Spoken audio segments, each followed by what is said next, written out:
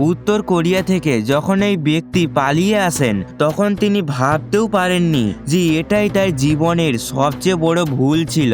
আসলে উত্তর কোরিয়া থেকে কোনো নাগরিক কিমের অনুমতি ছাড়া দেশ ছাড়তে পারে না। সেখানে সবকিছু নির্ধারণ করে সরকার, কে কোথায় থাকবে, কি করবে সবকিছু নির্ধারণ করে। সেখান থেকে পালানো প্রায় অসম্ভব। এখানে যেই মানুষটিকে আপনি দেখতে পাচ্ছেন ইনি ছিলেন একসময় স্বয়ং কিমের ব্যক্তিগত সিকিউরিটি ফোর্সের সদস্য।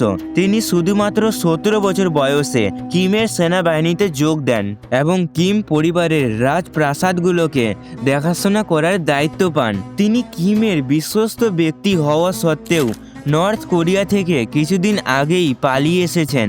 আর তারপর তিনি কিম ও তার উত্তর কোরিয়া সম্পর্কে এমন কিছু গোপন তথ্য ফাঁস করেন যা বিশ্বের অন্যান্য দেশ এত বছর গুপ্তচর লাগিয়েও জানতে পারেনি। আর এই খবরটা যদি সবাই জেনে নিল তাহলে মারাত্মক জিনিস, উত্তর কোরিয়ার জীবন শেষ। আসলে প্রথমের দিকে তিনি বলেন উত্তর কোরিয়ার সবচেয়ে বিলাসবহুল জায়গাগুলোকে বলা হয় টুকটাক, যেটা রাজপ্রাসাদের মতো হলেও এটা রাজপ্রাসাদ নয়। প্রতিটা জায়গা তৈরি করা হয়েছে শুধু কিম পরিবারের আনন্দ উল্লাস এবং ভোগ বিলাসের জন্য। সেখানে সাধারণ পাবলিক তো অনেক দূর, স্বয়ং কিম পরিবারের ঘনিষ্ঠ আত্মীয়রাও ওই প্রাসাদের ভিতরে ঢুকতে পারে না। জানা যায় ওই প্রাসাদের মধ্যে প্রতিদিন রাতের বেলা হতো পার্টি। রাত 8টা থেকে রাত 2টা 3টা অবধি চলতো সেই পার্টি। সেখানে আসতো কোরিয়ার সবচেয়ে সুন্দর ও যুবতী নারীরা। বয়স বেশি হলে মজা হতো না, তাই বয়স মাত্র 17 থেকে 20-র মধ্যে আছে এমন যুবতী নারীদের নেওয়া হতো। তাদের বলা হয় গিপুঞ্জ, যার বাংলা মানে হলো আনন্দ দার্জি দল, যারা নাচ করত, গান করত, এমনকি কিমের বিনোদনের জন্য সব কিছু করত। বাইরে থেকে আমরা শুনছি বলে অবিশ্বাস্য মনে হচ্ছে, কিন্তু উত্তর কোরিয়ার 90% মানুষ এই বিষয়ে কিছু জানেই না, আর যদি জানতেও পেরে যায় তাহলে স্বীকার করে না। তিনি আরও বলেন কি উত্তর কোরিয়ার মানুষদের জীবনযাপন খুব কষ্টকর। তাদের জীবন চালানোর জন্য তাদের কাছে রয়েছে অল্প কিছু টাকা, কিন্তু কিমের কাছে আছে টাকার রাজত্ব। এই ব্যক্তি কিমের সাথে টানা 17 বছর থাকার পরেও ভালো করে জানতে পারেনি যে এই টাকা আসলে আসে কোথা থেকে। তবে খুব কম মানুষই জানে উত্তর কোরিয়ার সুপার ডলারের কথা। আপনি একটু রিসার্চ করলে এই বিষয়ে জানতে পারবেন যে এটা হলো নকল ডলার। চমকে গেলেন? হ্যাঁ, মনে করা হয় ডলার ছাপানোর একটা বড় মেশিন কিমের কাছে আছে। একবার একটু চিন্তা করলে বুঝে যাবেন যে একটা সাধারণ পারমাণবিক বোমা বানাতে যেখানে 5 থেকে 6,000 কোটি টাকা লাগে, সেই জায়গায় বিশ্বের সবচেয়ে বড় পারমাণবিক বোমা বানাতে কত পরিমাণে টাকার প্রয়োজন পড়ে। আর উত্তর কোরিয়ার কাছে এমন কয়েক হাজার পারমাণবিক ক্ষেপণাস্ত্র রয়েছে। বাইরের দেশের সাথে যোগাযোগ না থাকা সত্ত্বেও কিভাবে একটা দেশ আবার এত টাকা পেতে পারে?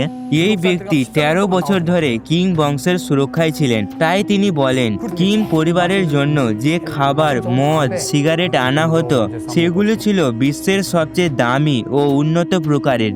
কিন্তু ওইদিকে প্রাসাদের বাইরে সাধারণ জনতা দুর্ভিক্ষে না খেয়ে মরছিল। তিনি নিজে থেকে দেখেছেন মানুষ রাস্তার ধারে উল্টে আছে, তবে ভিতরে ছিল প্রচুর আনন্দ ও অঢেল খাবার। কিন্তু এইবার গিয়ে তারই সাথে ঘটে ভয়ানক একটা ঘটনা। তিনি বিয়ে করেছিলেন ঠিকই, কিন্তু দুঃখের কথা চিকিৎসার অভাবে তার স্ত্রী যক্ষ্মায় মারা যায়। তখন তিনি বুঝে গেছিলেন এই বেহেনচোদ কিমের জন্য বেঁচে থেকে তার কোনো লাভ নেই। পরিবারের সমস্যা, স্ত্রীর মৃত্যু এবং অন্যায়ের আত্মা তাকে মানসিকভাবে পিছন থেকে ধরে ফেলেছিল। তিনি এরপর জানান এই ভিলাগুলো বিশেষত জায়গায় বানানো হতো, যেমন নদীর ধারে, পাহাড়ের ভিতর কিংবা চীনের বর্ডারের ধারে, যাতে যদি কোনো শত্রু বিমানের উপর হামলা করে দেয় তবুও কোনো আঘাত না হয়। এমনকি জরুরি সময়ে পালানোর জন্য সেখানে রয়েছে বিশেষ ধরনের রাস্তা। কিন্তু সবচেয়ে ভয়ঙ্কর নিয়ম হলো কেউ যদি বাই চান্স সাধারণ পাবলিকের সামনে প্রাসাদের অস্তিত্ব প্রকাশ করে ফেলতো, অথবা কোনো শ্রমিক নির্মাণ কাজ করতে গিয়ে বাইরে খবর ফাঁস করার চেষ্টা করত, তাহলে তাকে জীবিত অবস্থায় মেরে ফেলা হতো। এরপরে তাদের কি করা হতো সেটা কেউ জানে না, এমনকি আমিও না। অবশেষে তিনি এক শীতের রাতে নিজের জীবনের ঝুঁকি নিয়ে বরফ জমে থাকা নদী পেরিয়ে দক্ষিণ কোরিয়ায় পালিয়ে আসেন। তিনি বলেন, এই দানব উত্তর কোরিয়া থেকে পালানো মোটেই সহজ নয়। এটা মানে মৃত্যু মেনে নেওয়া। ধরা পড়লে তাকে মেরে ফেলা হবে, আর যদি পার হতে না পারলে বরফের নদীতে ডুবে যেতে হবে। কিন্তু তিনি ভেবেছিলেন তাকে যেই হালেই হোক না কেন এই নরক থেকে মুক্তি পেতেই হবে। এই মহাশয় আজকের দিনে দক্ষিণ কোরিয়াতে স্বাধীনভাবে বেঁচে আছেন, কিন্তু এখনও তিনি ভুলতে পারেন না পরিবারের বিলাসবহুল জীবন আর সাধারণ মানুষের উপর অত্যাচার। এরপর তিনি বলেন, আমি নিজের চোখে দেখেছি নর্থ কোরিয়া একটা বিশাল কারাগার। ভিতরে যারা আছে তারা বুঝতেই পারে না যে বাইরের দুনিয়া কত সুন্দর।